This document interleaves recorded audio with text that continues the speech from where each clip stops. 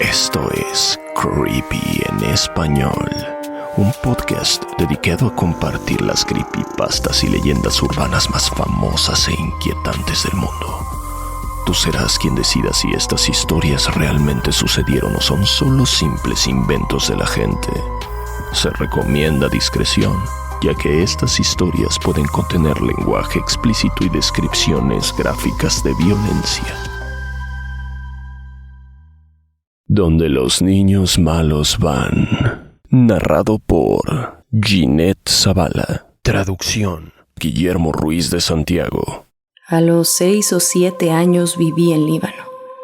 Mientras el país era azotado por la guerra y los asesinatos eran algo muy común, recuerdo una época especialmente violenta, en la que los bombardeos se oían todos los días y mi único entretenimiento era ver la tele durante horas, particularmente un programa muy extraño. Era un programa infantil que duraba unos 30 minutos aproximadamente y contenía imágenes inquietantes y siniestras.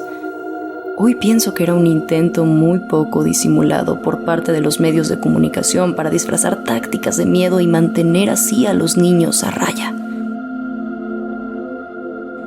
Pienso esto porque la moraleja de cada episodio giraba en torno a ideas muy estrictas. Cosas como: los niños malos se quedan despiertos hasta tarde. O los niños malos roban comida de la cocina por las noches. Era muy inquietante y estaba hablado en árabe. No entendía mucho, pero la mayoría de las imágenes eran muy gráficas y explícitas. Pero lo que más se quedó grabado en mi memoria fue la última escena que aparecía en todos los episodios, donde la cámara se acercaba a una puerta cerrada, vieja, oxidada, y a medida que la cámara se iba acercando a la puerta, se oían gritos extraños y a veces agonizantes. Era extremadamente aterrador, especialmente teniendo en cuenta que era un programa para niños. Entonces aparecía en la pantalla un texto en árabe que decía: ahí es donde los niños malos van. Finalmente, tanto la imagen como el sonido desaparecían, dando por terminado el episodio.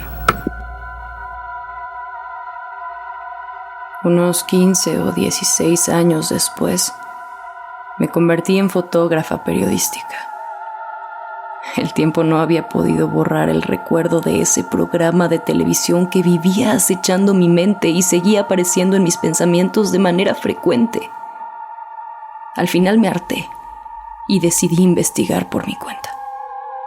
Después de una meticulosa búsqueda, conseguí descubrir la ubicación exacta del estudio donde se había grabado gran parte del programa. Cuando finalmente viajé al lugar, descubrí que se encontraba abandonado desde el final de la Gran Guerra. Entré en el edificio con mi cámara. Estaba todo quemado por dentro. Era un olor tan particular. ¿Un incendio accidental, tal vez? O tal vez alguien quiso acabar con ese lugar a propósito. Después de unas horas de caminar por todo el lugar con mucho cuidado, y después de haber tomado unas cuantas fotos, encontré una habitación aislada y apartada de todo. Tuve que forzar unas cuantas cerraduras viejas hasta que finalmente conseguí abrir la pesada puerta. Me quedé congelada en el umbral observando. No sé exactamente cuánto tiempo pasé ahí.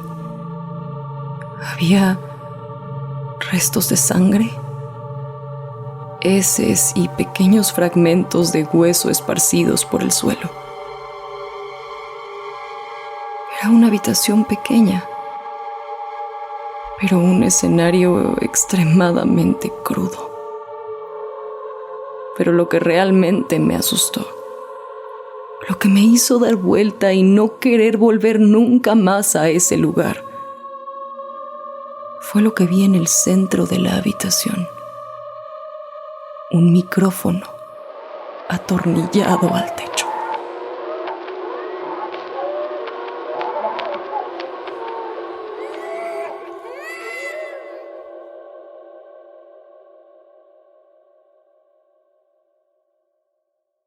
Tornillo. Narrado por Fernando Hernández. Traducción: Roxana Pérez.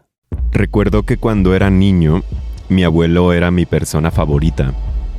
Era un hombre muy especial, un narrador brillante capaz de pintar imágenes en tu cabeza tan reales que provocaba que se quedaran grabadas en tu mente para siempre.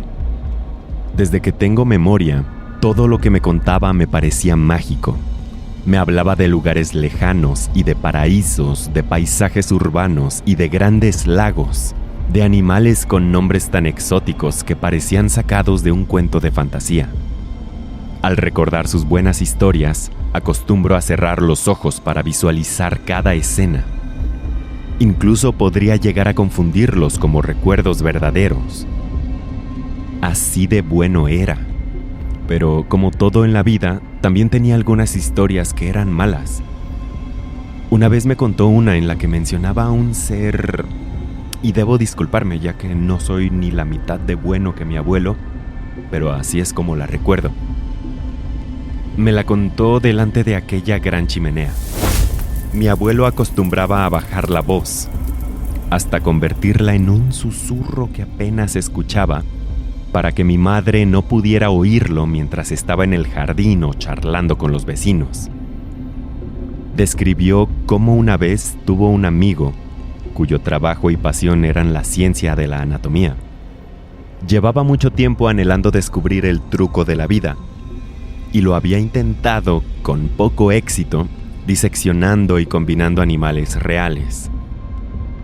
Como si esto no fuera suficientemente escalofriante, una vez este amigo se acercó a mi abuelo y le dijo: «Tengo un nuevo espécimen y esta vez ha funcionado.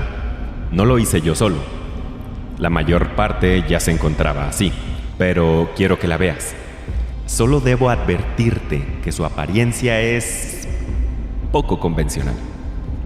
Creo que las palabras de su amigo se grabaron en su memoria, como sus historias en el mío. Su amigo le condujo hasta una puerta metálica.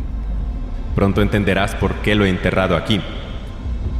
Mi abuelo intentó abrir la manija, pero su amigo lo paró abruptamente y le señaló que mirara por el agujero de la cerradura. Y lo que vio fue un ser ansioso que se encontraba en medio de la habitación, rebotando ligeramente, como esperando con entusiasmo a algún visitante.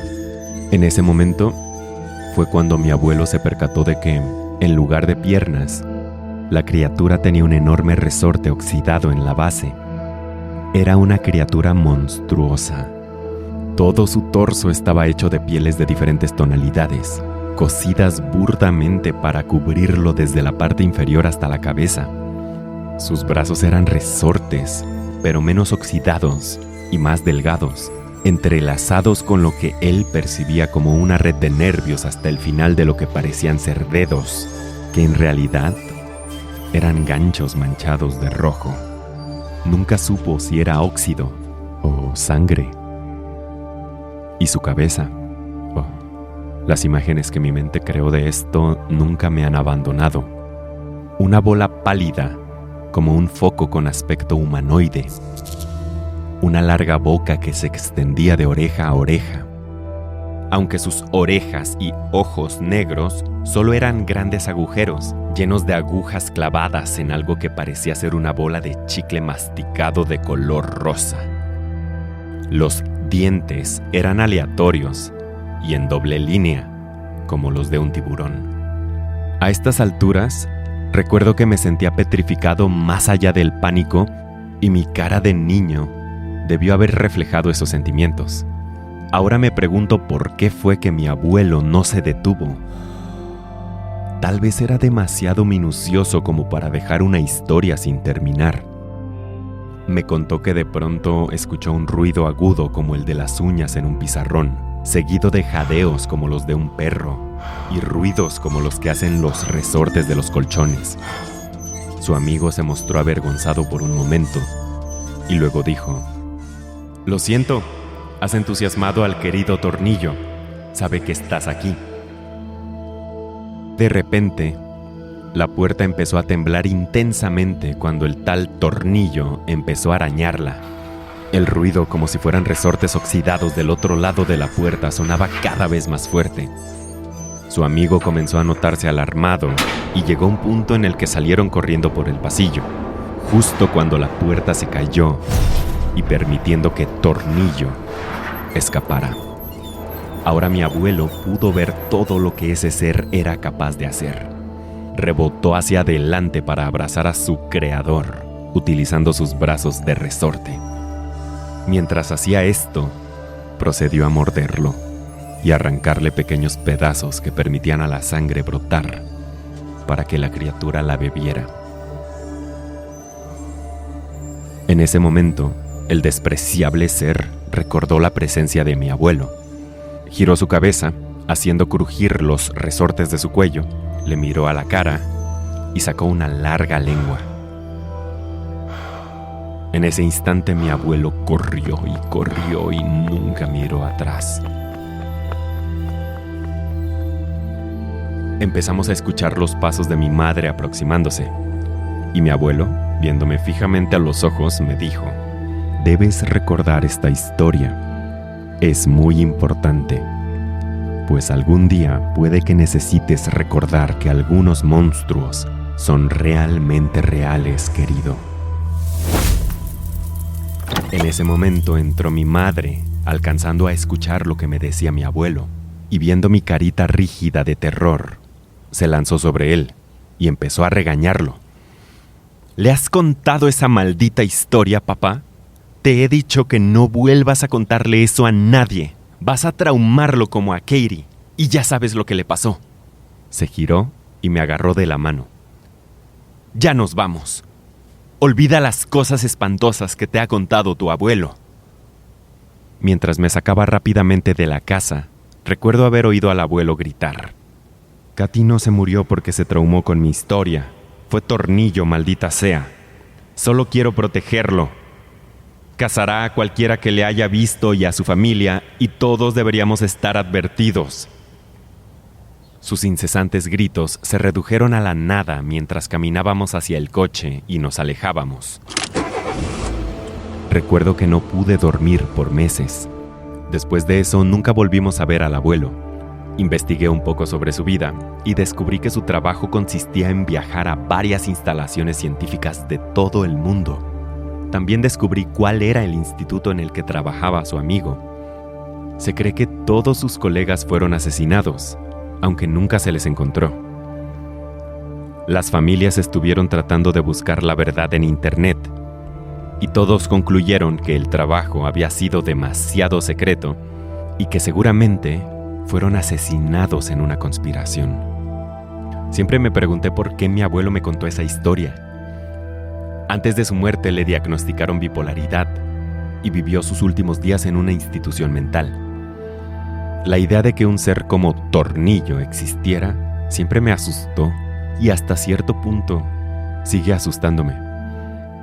Pero ya es momento de dejarnos de historias y de volver a la vida real. Ahora mismo puedo escuchar a lo lejos el rechinido de los resortes de mi cama.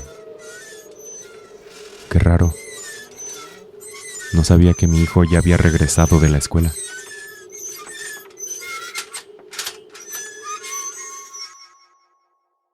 Creepy en español fue creado por John Grills y producido por Guillermo Ruiz de Santiago.